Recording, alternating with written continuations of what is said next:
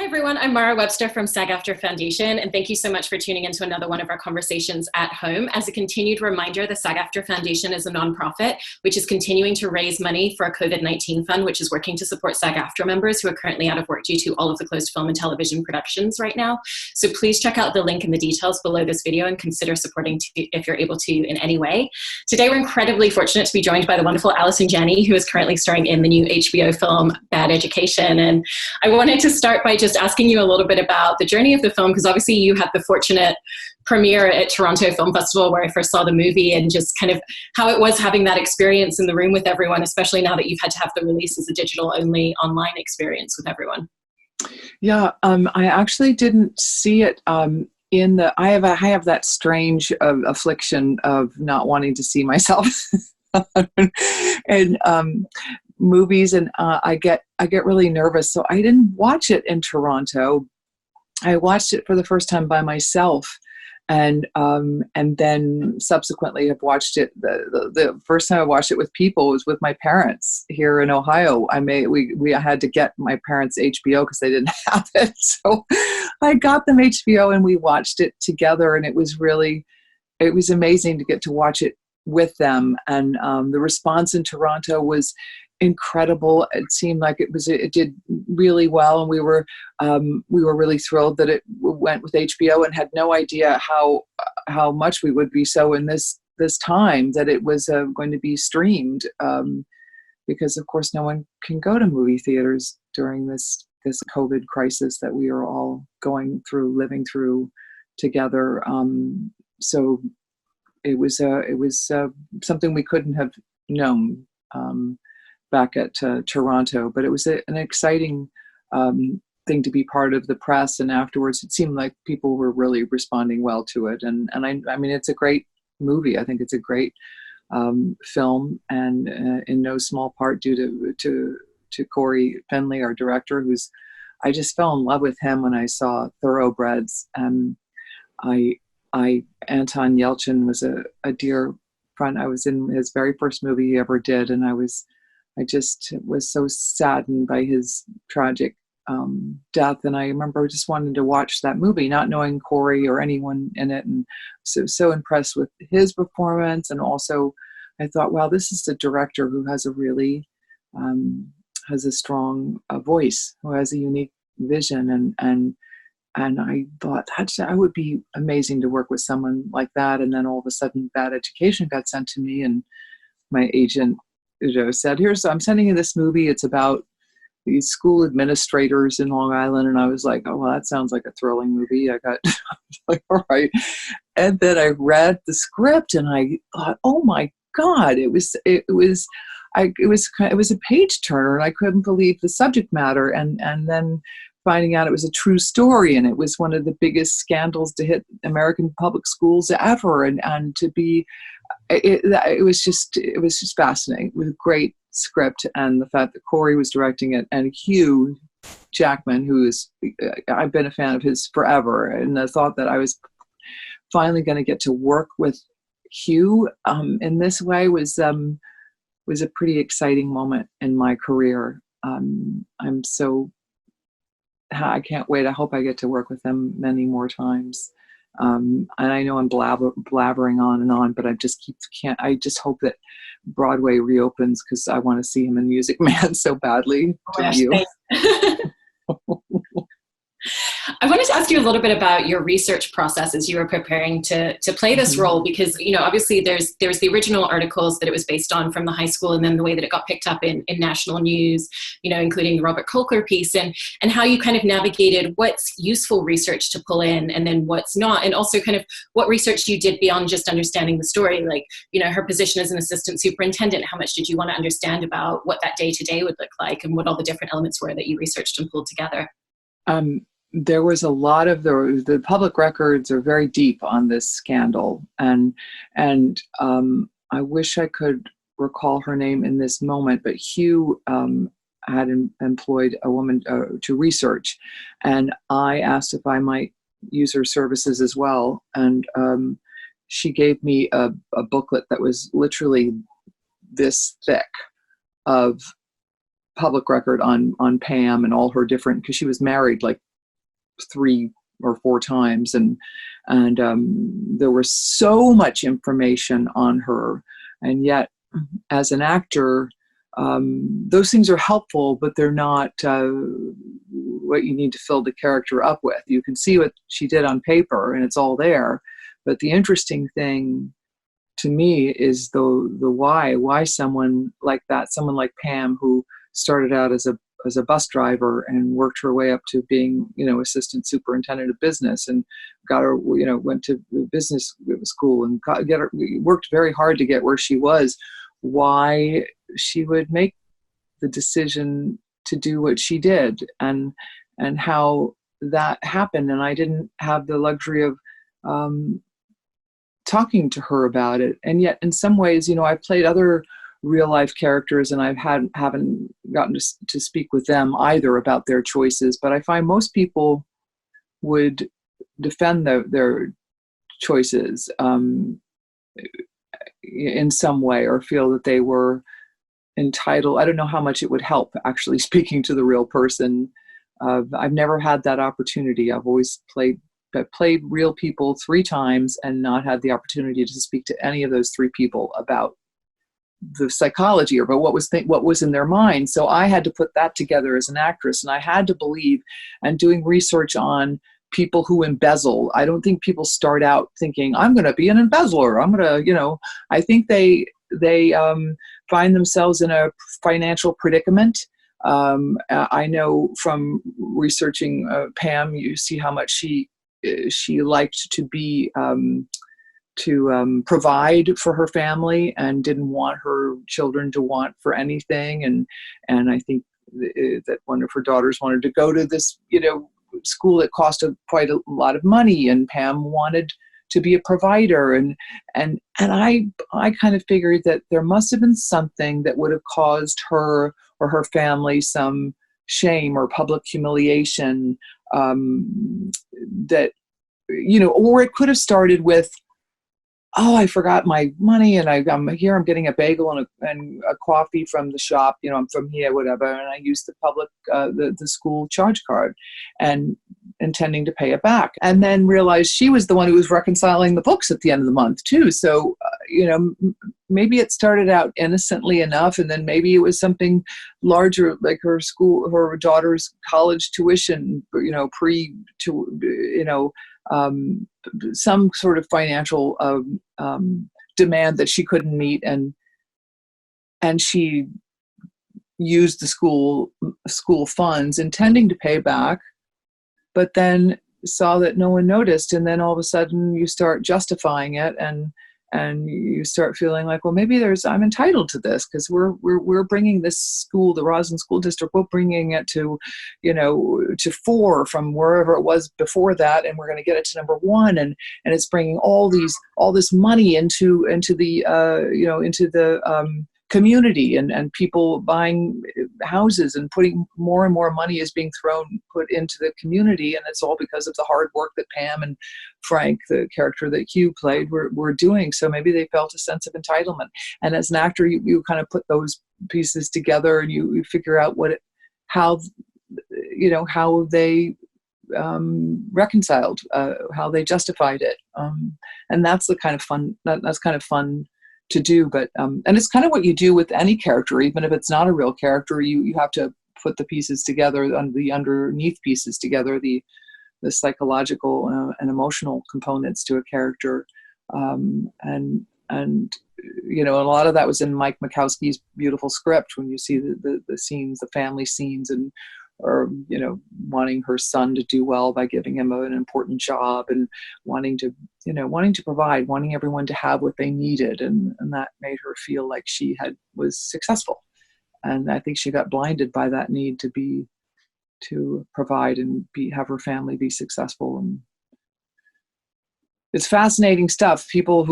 Characters who are have moral flaws, and we all do to some extent, but to that extent, or when you cross legal and moral and ethical lines, it's those characters I find fascinating, and I like to portray them and make them human, and they're not anyone that to look up to, but it's interesting to bring them to life. Stop me anytime. I will just keep blabbering away. Well, one of the ways that's interesting that we do see her as being a very complex and human person is that we do see those snapshots of her family life and how she interacts with them. And so I was actually curious and interested in the duality of the way you thought about and mapped out who she was going to be at home with her family in those moments. There's so many great details, including the portraits on the wall and the costumes and the way that she dresses, and then the way that she is in the workplace and the way that she has to be with her coworkers for them to not realize what she's actually doing day to day. And how you kind of mapped out those two different versions of her, but making sure that they were always aligned in the same character. I don't know how to answer that question. That's a very, she is with her family. When you see her, throwing the party, and you see with the Annalee Ashford's character, and Annalee's asking about a PlayStation that her son wants, and you see Pam just loving. She relishes being the hostess with the mostest. She's throwing the party. She's talking about a remodel, and because her husband's work is doing really well, and she likes to show off, and she has very questionable taste in art, for my opinion. But of course you can't, when you're playing a character like that, you can't judge them. You have to, she feels pretty good about herself, and she likes to, and even though you see in that moment that she knows she's not doing something that she wants her daughter to know, she asks her to leave the room. She's like, "Can you give me a few minutes? I want to talk to,"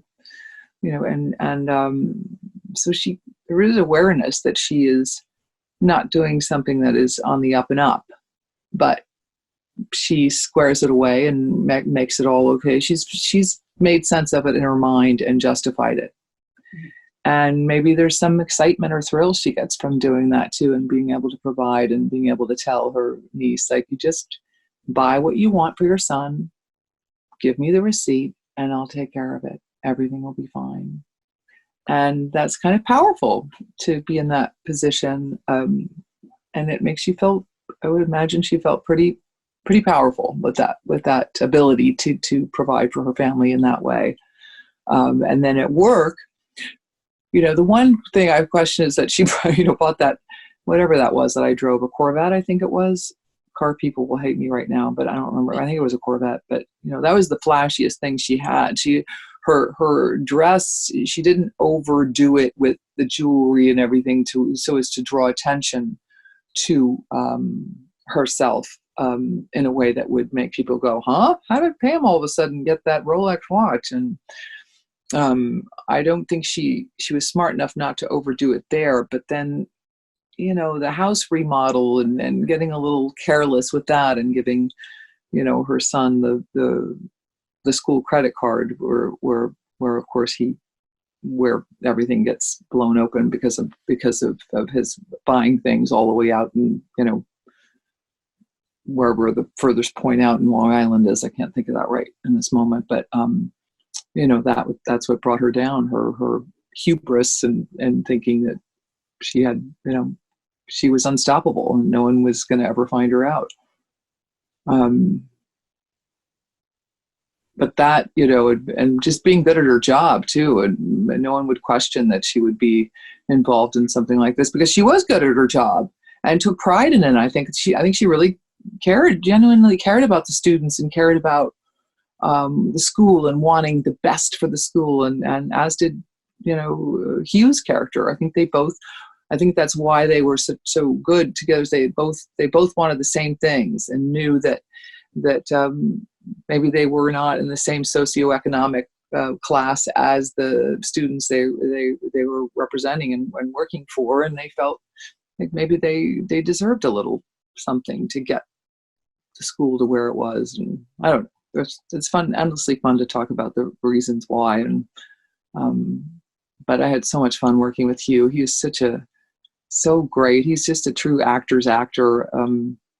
I kind of knew, I was hoping he would be, but I knew just from being from the theater that he would be, because I love theater actors, because you learn how much you depend on each other to work together to create things. And Corey was so wonderful in letting us that first scene that we did together in the bleachers, that was the first time I met, not the first time I met Hugh, but the first time we worked together. And I was so nervous and intimidated because I so admire him, and I didn't, and we had to establish that relationship right in that scene, that these two were very friendly with each other and knew each other and got along and liked each other a great deal. And I was like, oh, please make him like me, make me, whatever. And he was just incredibly playful and let me do whatever with the sandwich. There were some improv things that I did with the sandwich and trying to shove it in his mouth and make him eat it and be silly, like you would with someone you work with, but you also really enjoyed, and you felt like you were on the same team together. And I think that was when I did that scene, I was like, yeah, we're on the same team. I felt so comfortable with them, and so happy that happened, because it doesn't always work that way. How much did shooting that scene first just really inform the overall dynamic and the way that the two of you approached all the rest of the scenes? Because I imagine that, especially given that Corey gave you that freedom to improv, that it really allowed you to kind of play around with different possibilities and options of what the dynamic between the two of them would look like. Yeah, it definitely, it set the tone and set the level of our friendship and our comfortability with each other. And you just see that they both want the same thing. They're like kind of checking on each other and like, no, you shouldn't do that. You need to go do the book club, because those women, we're trying to get the budget. We got to get that budget. And you just see they're a team, and they got the same end goal in sight. They want that budget passed, because that budget is really important to the school and to their little side game they have going on. I wish in some ways that we'd gotten to explore that part of it, because we never, you don't get to see their first encounter with discovering that they were going to allow each other to, do that, to steal and justify it somehow and make it seem okay. I wish I'd known what that conversation was between them, or if they ever spoke of it, or how that went down, but we'll never know. There were a couple of scenes I wish we'd gotten to shoot, but because of budgetary restraints and other things we couldn't. But there was a scene of Pam and her family out on jet skis in the water, just like, woohoo! I just was having the best time. I was like, oh my God, what a great thing that would be, to show them just the sheer recklessness with their money spending and just terrible things they did. But that scene definitely, and then you see they tease each other. They had a nice thing. I think probably Pam, and I confuse this sometimes if it was Allison or Pam, but sometimes, the character and the person bleed a little bit. Like maybe Pam had a little crush on Frank. Maybe Allison had a little crush on Hugh Jackman. But it worked it just, everything helped. I use everything I can, anything that exists or does, it's fun, and he's fun to flirt with. And I think Pam had a flirtatious relationship with him a bit. I think they flirted, and he probably enjoyed that too, because he had a whole another layer of lying going on there with who he was. And I kind of implied that Pam may have known that, because she said she's not your type at all. Maybe she knew. I don't know. I wish I'd gotten to talk to her, but I didn't. So.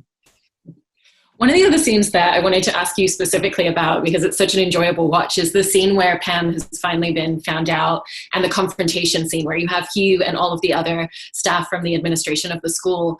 Just because the way it was shot was also so interesting. There's really just that one singular camera shot that's staring down at her, and then it flips around to stare at everybody else. So I was interested in just like the specifics of filming that, and also thinking about all the myriad of ways that she could have responded, but she really kind of holds it together in that moment and saves it from.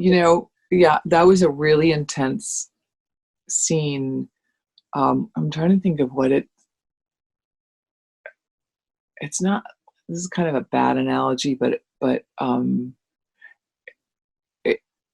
it's like I was trying to get as much information from him without, obviously we couldn't talk about what I really wanted to talk about in that moment. But I'm trying to look at him like, are you throwing me under the bus, or are you giving me a message that I should agree to this and then we'll work it out? Is there like she's trying to get as much information from his eyes as she can, because she can't believe that he would actually be throwing her under the bus in this moment.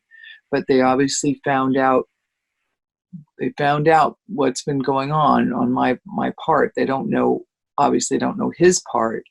So I'm kind of sensing that, but I'm like thinking, are you telling me if I say, yes, I am a sick person, I did this, that you'll take care of me and you'll make it go? Like she's trying desperately to like figure out what he's trying to tell her and what is really happening, because she doesn't know how much they know and how much they, don't know. But it's still a betrayal. It feels like a huge betrayal. And it was very,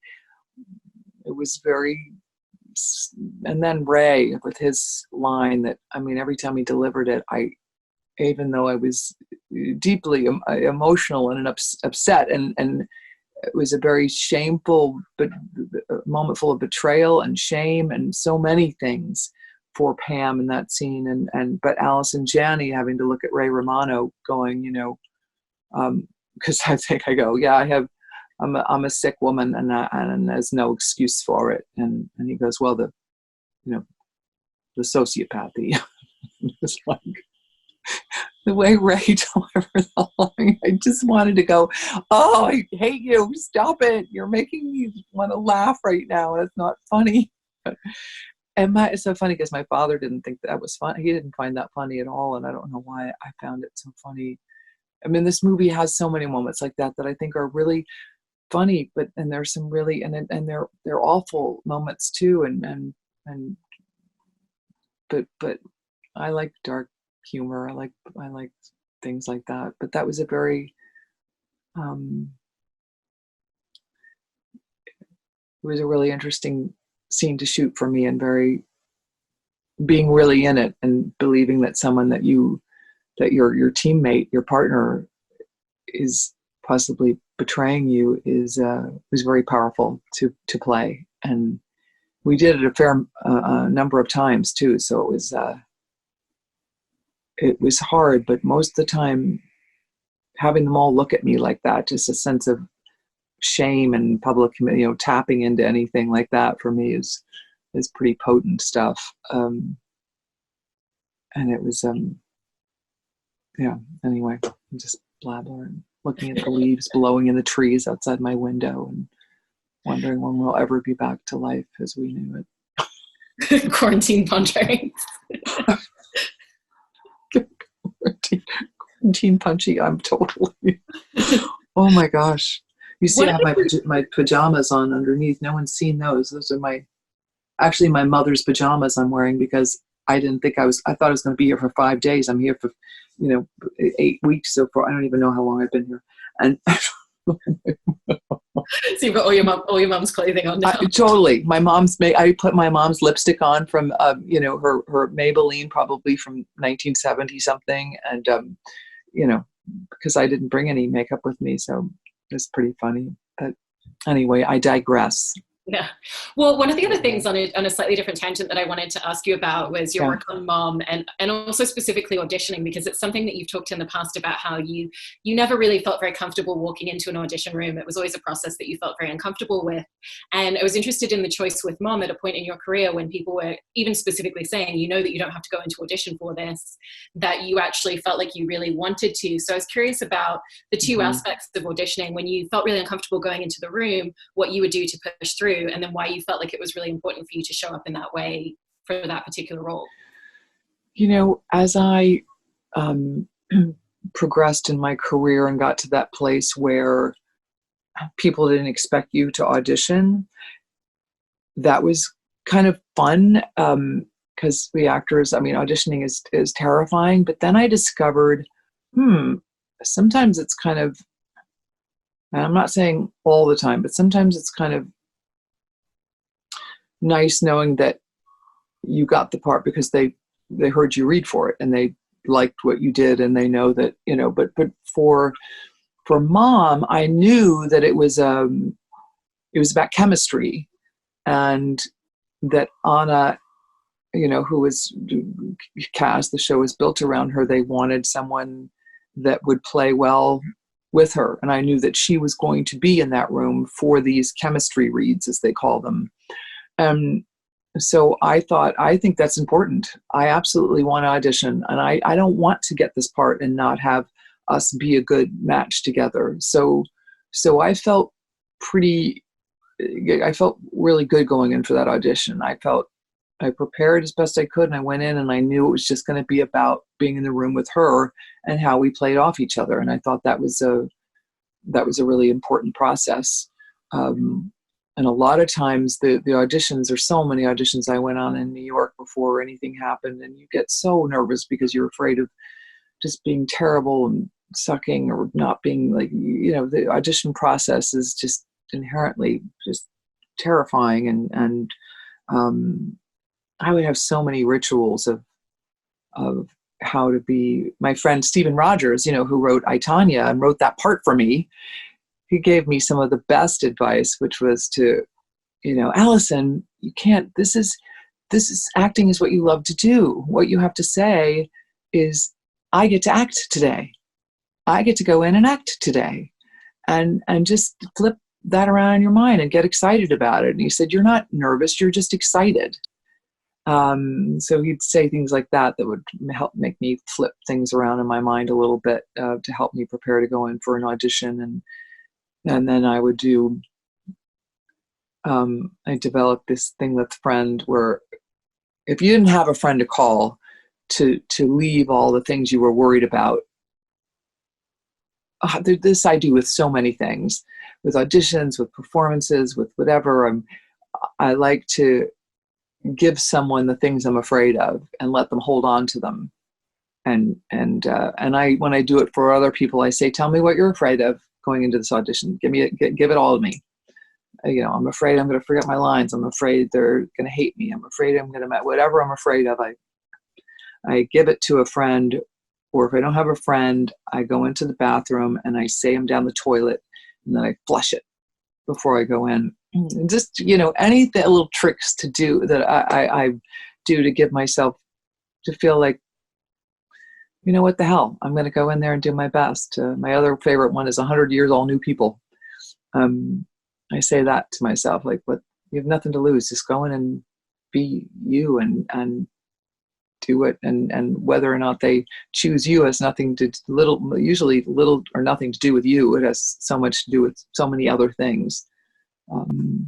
So yeah, I love preparing yourself to do something it's an important process. And sometimes some things work. I was just talking about how Stanley Tucci and I did this play called Fat Men in Skirts. And before we would go on stage, I would ask Stanley, I'd say the thing. And he'd look at me and go, you are a terrible actress. I want you to go out there and show everyone how bad you are, because I know you're terrible. Go show them how terrible you are.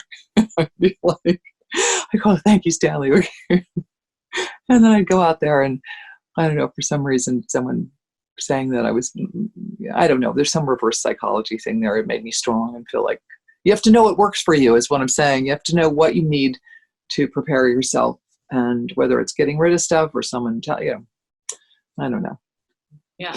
Also, in terms of working on Mom, I was curious about the way in which that requires a very specific type of performance from you, because, for starters, it's a multicam sitcom. You've got a live audience there that you're responding to, but also the energy in the room with a live audience must be very unique on that, because you've got the tone of comedy, but also there's such deep emotional raw drama, and kind of how you think about performing on that show differently to other projects that you've worked on. Thankfully on Mom, they're very sensitive to each of our individual needs where emotional scenes come into play. And we do on Thursdays of a Mom shoot, that's when we pre-shoot scenes, like car scenes or anything we can't really do in front of the audience. If there are emotional scenes, if there's an emotional scene, sometimes I prefer to shoot it on a Thursday because it's a quieter set. and the live audience can be a bit of a circus, because there's Mark Sweet is our great audience warm-up guy, and he's always, his job is to keep the audience engaged and happy and fun. So he has a whole routine and stand-up stuff he does while we are getting script changes and getting floor pitches, as they call them, and getting ready to do another take. So it's harder to focus. It takes a lot of concentration on show nights. There's a lot of things going on, and lighting changes and line changes and blocking changes and people screaming, and you hear the audience making animal noises and being Mark making there's so it's really like a three-ring circus. So it took a while to get comfortable with that process, and I do love performing in front of a live audience. So it's definitely fun, but it's different than theater live audience, because these studio audiences are seeing everything. They're seeing you mess up and seeing you go back and go, and they love it when you mess up and you go back and do. It just takes a different kind of energy and real focus, and especially with the line memorization, getting a whole new line 10 seconds before you have to say it, and you're like, oh, let me get it. And it's a challenge, but it's really fun. I do love the process, but it's different than film work. But what I love is that the time, you're never sitting, like when you're doing a movie or something, you're sitting around waiting for hours for things sometimes, and just sitting in your trailer wondering when they're going to call you to set. And on a multicam like Mom, you're working you're working all the time, and the hours are amazing, and the people are great, and I hope we get to tell more of those stories. I don't know what the future holds for any of us right now. We're going back to work, but I hope I get to come back to tell more of these stories of these women. I think it's such a great show, and I'm really proud of it. Yeah, I hope so too. And thank you so much for taking time to talk about that and your amazing work on education. And I hope that we're all safely on the other side of this soon, so you can make it home and get some more changes of clothes. It's actually kind of freeing not to have to worry about it. I've never not worried about what I wore. I mean, it's kind of amazing. I just don't, whatever's clean, I put on. And sometimes whatever's not clean, I put on. And it doesn't matter. It makes no difference anymore. Well, I hope you and your parents stay safe.